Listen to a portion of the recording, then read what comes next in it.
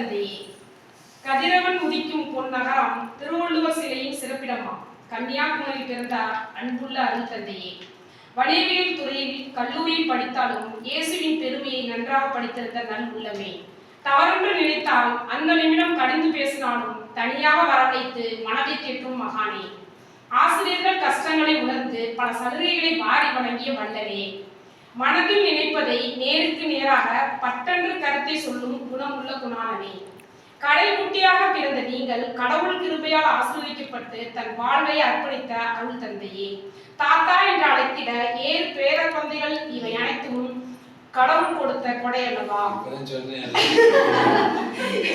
யாருக்காகவும் எதற்காகவும் உங்கள் இயல்பான குணங்களை மாற்றிவிடாதீர்கள் தகப்பனே. கோபம் காட்டுவதில் தந்தையாக, அன்பாக பேசுவதில் தாயாக, அறிவுரை கூறுவதில் ஆசிரியராக, கண்டிப்பதில் சிறந்த ஆலோசகராக, புன்னகையில் அனைத்துமாக இருக்கும் எங்கள் அருள் தந்தையே, பல ஆண்டுகள் ஆரோக்கியமாக வாழ்ந்து இறைப்பணியை செவ்வனை சிறப்பாக செய்திட வாழ்த்த வயதில்லை வணங்கி மகிழ்கிறேன். என்றும் அன்புடன் பொன்னியின் செல்வி அகிலாமணி.